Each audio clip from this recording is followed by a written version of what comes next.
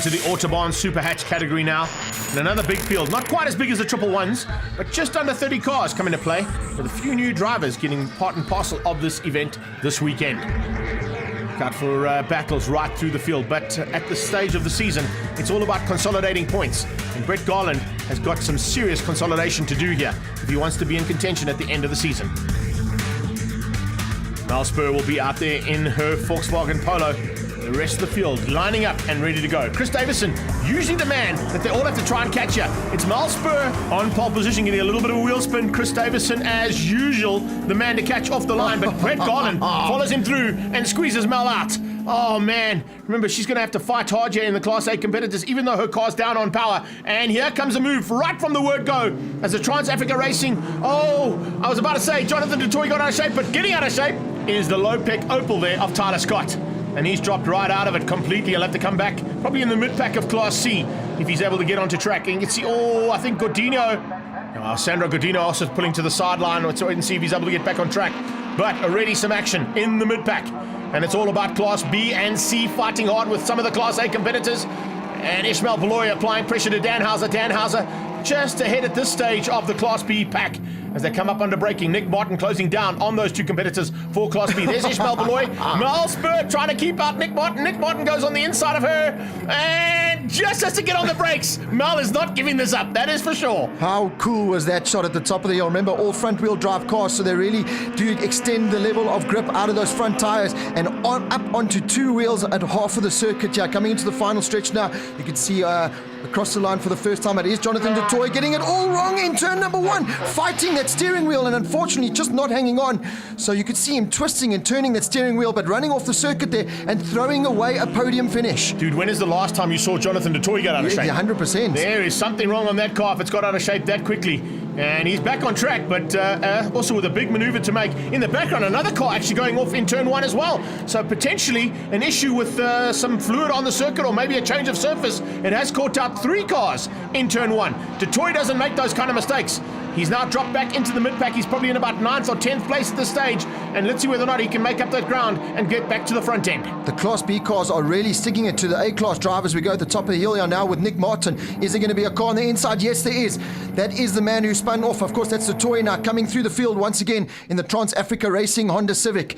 But I don't know if he's going to be able to get that podium finish. Got some very fast drivers, Zane van Sale. And of course, he's just made that move on Nick Martin. You can see bouncing all over the circuit here is a very determined now Jonathan Dutoy. Down into second, into the final turn, onto the back end of Danhauser. Danhauser closing in on Ishmael Beloy.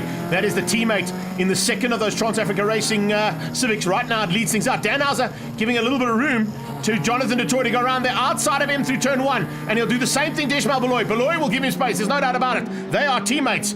But I don't know why Danhauser gave him such an easy drive around the outside. Nice to see that, but not intentionally done, that is for sure. And that's what he should be doing, is looking at this little mid-pack here as well, as Class C comes into the fight for the first time. And that is led out by Robin Kruger in the Ford car. Doing a great job there. Further down, it is Craig Presley. He's running 19th on circuit at the moment and second in Class C on track. Vernon Stoltz there in 21st, and he's rounding out your top three in the C class. But it's all about Brett Garland out front at the moment. Chris Davidson in that very old Opel Superbus car, still doing a great job, running some superb lap times here this weekend. But it is car number 7, our championship leader, the man who's going to come across the line now. There's 3 laps remaining. You can see they're getting the blue flags is the back marker car, so they could play a role in this race, but doing a good job there getting out of the way. But Brett Garland, it's been a flawless race so far. Like you said, Greg, at the start of the show, it's all about consolidating those points, and no better way of doing that than picking up the 25 out front. Look at where Dutoy's got to, though. He's up in a second as they go down into turn 2 in Class A. So a determined drive there from Jonathan Dutoy after making that mistake. Oh, Danhauser heading to the wall, heading to our cameraman, heading to the checkered flag guy, managing just to keep it all together in the little Opel Corsa. But it's opened up the door, and Nick Martin said, thank you very much, I'll take that. It's actually Zane van Sale who leads things out at the moment in terms of the Class Bs. There he is in the 32 Jumbo Golf. He's got the 2 Opels right on his tail, and right now he's got a massive battle because that big Jumbo Golf will not go through the air as quickly as the 2 Opels. Robin Kruger hangs on. She's leading in the Class Cs. in a battle with Sammy G and Sandro. Nice drive. Oh, look at this onboard. This is the replay here of Dan Hauser. That is the pit wall. Yo, Gary Formato. Oh, that's how you do it, actually, eh? We thought Jonathan Dutoy was fighting the steering wheel. Well, Dan Hauser just went one up on him. That was an incredible effort to keep that car off the wall. Brett Garland coming through one of the back markers there for the final time now into the final turn, and it will be the race victory. But like I said, Jonathan Dutoy, what a drive it was. After running off at turn number 1, he'll come across the line to pick up second in Class A. And it's all about Zane van Zyl in Class B, third overall on track, and he'll take the overall win there. That's car number 1, Nick Martin, trying to make a move going into the final turn, but just won't make it stick or have enough time. No, it's just not close enough, unfortunately. The Golf is going to win out. It's going to be second place for Nick Martin, third place for Dan Hauser. But further back there, 7th overall is Robin Kruger. Fantastic drive there from the Kalex machine, beating out the rest of those Class C competitors. All the way down in 19th was second place. That's Craig Priestley. And a super effort there from Rob, so she comes to take the checkered flag there for another win in Class C of the Autobarn Superhatch. Confirmation of the results there, Garland taking it, Chris Davison actually getting second place, Zane van Zyl getting third overall ahead of Nick Martin and Henri Danhauser. Then it's Sammy G, Robin Kruger and Sandro Godino.